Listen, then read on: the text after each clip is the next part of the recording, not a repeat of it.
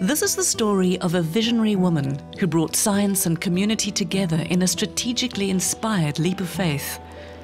I'm at a KwaZulu-Natal Businesswomen's Association event to meet Gethwana Mahlase, whose remarkable work mediating between academic research and rural communities has brought women one step closer to female-led protection against HIV and AIDS. Her story has had many twists and turns. And I had to go for 6 months without a cent in the organization's bank. I focused. I said, I'm not budging, because a voice within me said, Gethwana, you can do it. And I knew that women in the rural areas needed me.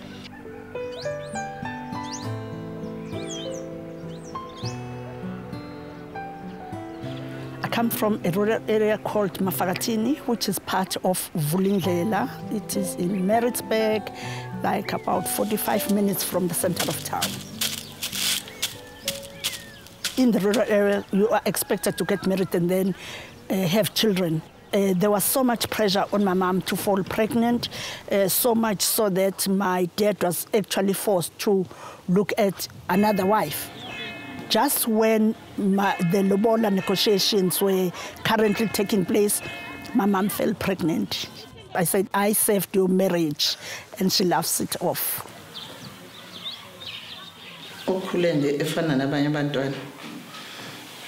Kodwa ke ehlakaniphile uthe mayesekhula kusho ukuthi ke walandelwa namfabo ke lo wakhula waze welusa nenkomo kodwa ke eqinile nje ebonakala ukuthi unomqondo. Gethwana was the first of 11 children and had a particularly close bond with her father, a man ahead of his time who passed on to her a strong sense of community responsibility and social justice. My dad gave me the qualities of being independent. He actually discouraged me to get married. Said, I don't need a man, I can work my way up, I can do a lot of things if I'm not married, I can be a doctor, I can do whatever, nothing will stop me. I had a private tutor to teach me maths and science. And every day at 3, he would drive me to school in town. Gethwana's father hoped she'd become a doctor, but she studied nursing instead and saw the effects of sexually transmitted diseases and a lack of information in the community. I think for me, nursing was like a calling. I had a passion. I really connected with all my patients. I could see that I was making a difference. So I used to work with women on family planning. I used to assist them to come up with ideas because most of them were scared to take the family planning methods home in case they were caught by mother-in-law or even the husbands. They had to hide it. I worked in many clinics. I was in demand. I was good. Gethwana married and became a working wife and a mother to 2 young daughters. It was always a stretch to balance her work and her family commitments. My mom, hardworking, dedicated, quite versatile. I would say she's fun to be with. Michael Jackson. She's a person, when you have a problem, you know you can just pick up that call and call, even with your husband. We try and do less of that. Yeah. During her time at Edendale Hospital, Gethwana met her close friend, Dr. May Mashego. It was the early 90s when HIV/AIDS began to chart its devastating course on an unsuspecting community. As I was working there, the story of this impending epidemic was almost like spoken about. And so we had the same thoughts, more really thinking about women issues, thinking about developmental issues in communities. That was the time when it was called the silent epidemic.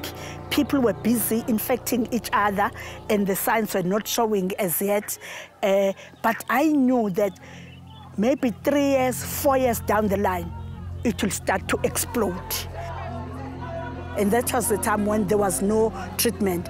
So what was happening out in the communities where they did not have NGOs, people were living normal lives and they did not even know about HIV.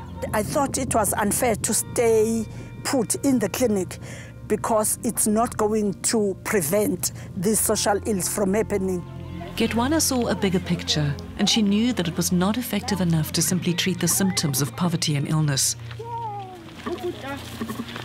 She wanted to work directly with communities where she could make a real difference. She heard that some grannies are feeling cold since it's winter. And she woke me up in the morning. She said, "Mhle, let's go. We need to buy blankets." And I said, "Mom, it's so early, it's Sunday." She said, "No, let's go." It's so mind-blowing to see grandmothers crying over what she gives them.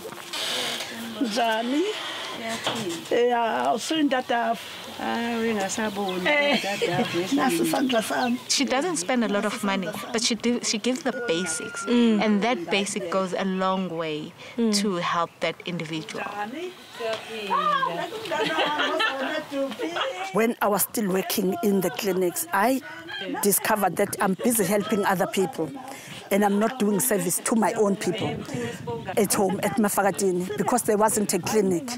And it felt somehow bad. So that is when Dad and we started to advocate for a clinic to be built at Mafakatini. And we fought, we went to the matrons, we went to the Department of Health. We brought the Minister of Health home in a helicopter. Gethwana's family donated land and continued lobbying. Their commitment paid off and a clinic was built at Mafakatini. But HIV/AIDS was wreaking havoc. ARVs were unavailable and people were dying. I had my children, I had my little house. I was pretty much settled. But there was this thing inside me which I had learned when I was doing community health nursing, that we will not be able to master the illnesses out in the communities if we're only waiting for sick people to come at home. It would be better to prevent them from getting sick. And we can only do that if we go out to the communities. Gethwana was headhunted by an NGO working in the HIV/AIDS sector, and she took a bold step deciding to leave nursing and focus on preventing the pandemic through community education.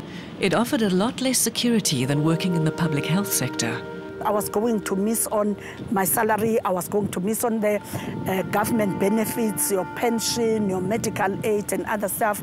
But the major thing that I was scared of, that people were warning me about, is that the NGO might run out of funds. And when they run out of funds, it would mean that I am jobless.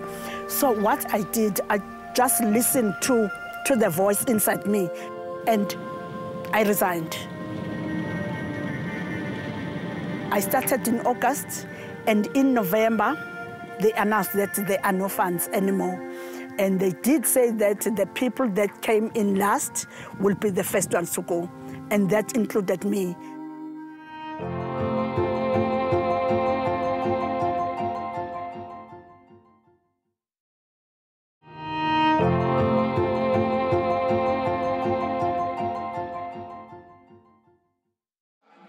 Gethwana Mahlase had taken a leap of faith, giving up the security of a nursing career to work in the NGO field.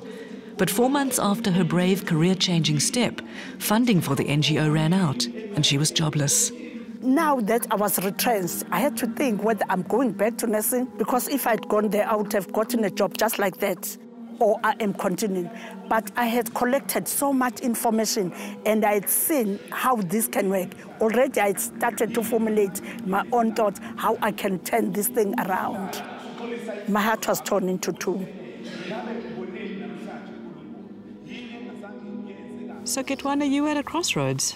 You'd lost your job and you could have gone back to nursing with all the security there, or you could have gone into the great unknown, and you made a choice. My dad said, do what you think is right, and we will support you.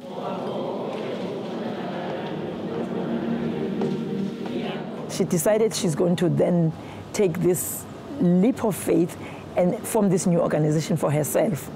And when she formed it, she asked me if I could come along with and assist her to start introducing this AIDS issue, which wasn't really known in the community. How are we going to talk about it? The NGO was called Targeted AIDS Interventions. I had established the problem of the work that was done by the NGOs. If there is money to work with the church, they would work with the church and they use the same message. If there is money to work with the traditional healers, they would work with the traditional healers and use the same message that they use with the church people, use the same message with the taxi people. And my feeling was, it won't work. You need to target the specific group with the message that will appeal to them. Gethwana was determined to target HIV education in unique audience-specific ways. With no prior experience in running an NGO and no funds, she pressed on. I opened this NGO and I did not know all the tricks. One, you have to write a proposal. I had absolutely no clue where to start with. I did not know what that was, a proposal. And I did not know who to approach. I needed to market myself. I needed to start documenting what I was seeing out in the rural areas so that I will use the findings to raise money. 6 months down the line, God help me, I got my first funding, 200,000. Yo, that was a lot, and it came from the Department of Health. Gethwana was making good progress with her NGO and spent many hours away from home doing field work in remote rural areas where help was most needed. It took its toll on her personal life. It's really very sad that my marriage could not last because I was very busy. I had to do a lot of traveling and I could not fulfill some of my duties as a wife, as a woman, and as a mother, even to my children. At times it felt very unfair. That was quite hard for her because she was the one that moved out of her home. When I actually wanted to get divorced and people were saying all the nasty things to me, I said the main thing that matters to me at that moment was that I want to die with a happy face. Gethwana's strength lay in her ability to communicate complicated messages on HIV/AIDS, health and women's issues. But deep down, she knew that beating the HIV/AIDS pandemic required research. You know, I realized that I'm not an academic and I need people who've got more insights into the HIV epidemic. She boldly approached Professor Salim and Kwarisha Abdul Karim at CAPRISA, the Centre for the AIDS Programme of Research in South Africa. Their relationship would culminate in some of the most meaningful and globally recognised HIV/AIDS research. How did your and Gethwana's paths cross? We were doing research up in a rural community, and we were trying to get some idea of, the extent of the problem of HIV in the community and how we could treat patients. Gethwana had heard about some of our work and came to visit us. And that is when they told me about what they've been trying for years, trying to come up with female-controlled HIV prevention method. The main thing at the time, many people were dying in my area. We used to have about 4, 6, 8 funerals during the weekend. It was bad. There was no treatment at the time. And then I thought, let me bring in the academics. And we followed her to this very rural community where she lived. And we went to this little house on the hill. And the chief tells us, we have to make this meeting very quick because we've got 3 funerals to go to. 3 young women were being buried in one day. There and then, it was very clear to us. We had to come and help. CAPRISA had been looking for a research site, and Gethwana realised that if her community could be involved, it would have access to the most up-to-date HIV/AIDS care. Her family donated land, and a state-of-the-art research facility was built.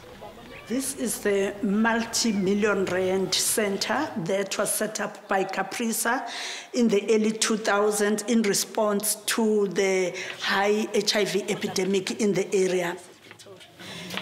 Where we are right now, this is the waiting room. That section there is the pharmacy, and all these that you see here are the doctors and the nurses' rooms. CAPRISA started a study with women using a tenofovir microbicide gel. Tenofovir had proved effective as an ARV drug and could possibly provide a solution for women whose partners refused to use condoms. If we are to survive as women, we have to make sure we find a method that is in the hands of women. My wife and I started the first studies of a microbicide. A microbicide is really a chemical that women can put in the vagina in order to prevent her from getting HIV if she happens to have sex with a man who's got HIV. They started doing the research. Half the women were given a placebo gel and the other half the tenofovir gel. The research project was accompanied by standard HIV/AIDS interventions and community education. How did the community respond when you wanted to bring researchers and academics into the area? It was like tough because I have heard what other people think about research. I lost a lot of friends. There was a feeling that I am selling my community to research people. I want them to be used as guinea pigs, and I just thought I'm going to ignore them. Research takes a long time, and I am happy that I have been exposed to research methods. I knew how they eventually got to ARVs. I knew how they eventually got to treatment for sexually transmitted infections. This was the only way.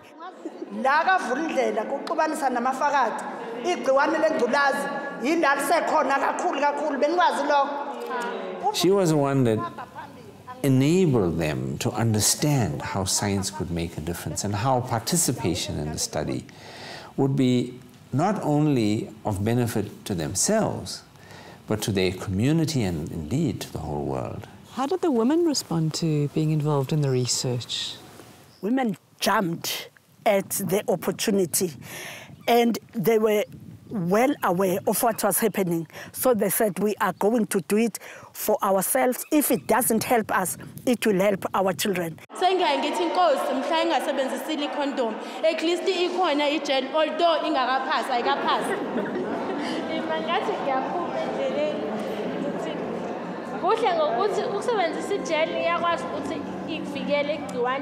I had to make sure that it was done in the right way. I needed to make sure that the informed consent that the women had to sign, it was correct, it contained everything, and that it did actually say that this is research, that it is not yet proven whether this thing does work or not. They were not sure whether they're getting the active ingredient or they were getting the placebo, and that was explained to them in great length. So the story is, stick with your condom usage. These women then use this product on average about 2.5 to 3 years. And what we saw is that the gel works. And when we saw that, we realized this is the first technology that a woman could use and control to reduce her risk of getting HIV. It took us 17 years and 8 studies before we succeeded. We have failed over and over and over, and each failure taught us a little bit more about how to get success. The other nurses, the people that are working at Kapisa, they were happy that it has worked. But for me, it went beyond that. It was very deep. I was saying, it was nice for me to have listened to my heart.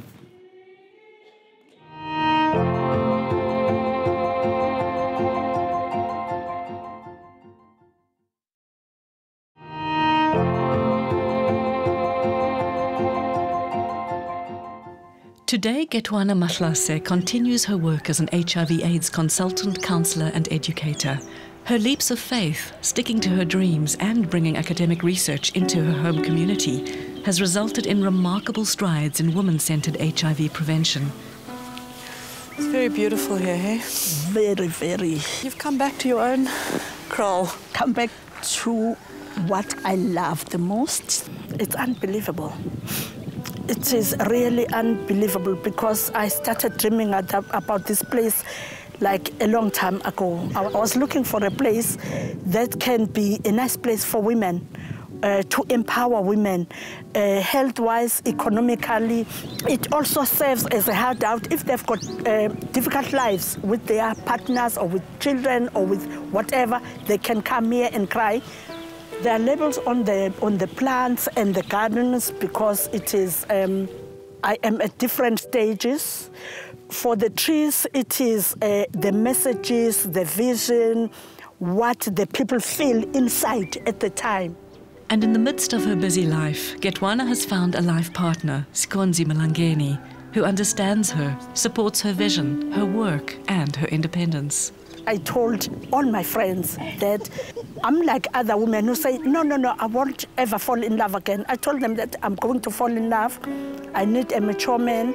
I don't do washing, I don't do cooking, I don't do asking for permission to go somewhere. And I found this man and I said, if you can do that for me, then we will be friends. She is happy. She is Frighteningly happy. Yes. She's got more love than many people have experienced in their whole lifetime, what she's got now. And we celebrate that with her. Gethwana's father died just before the research centre was built, but his spirit is felt and his vision remembered.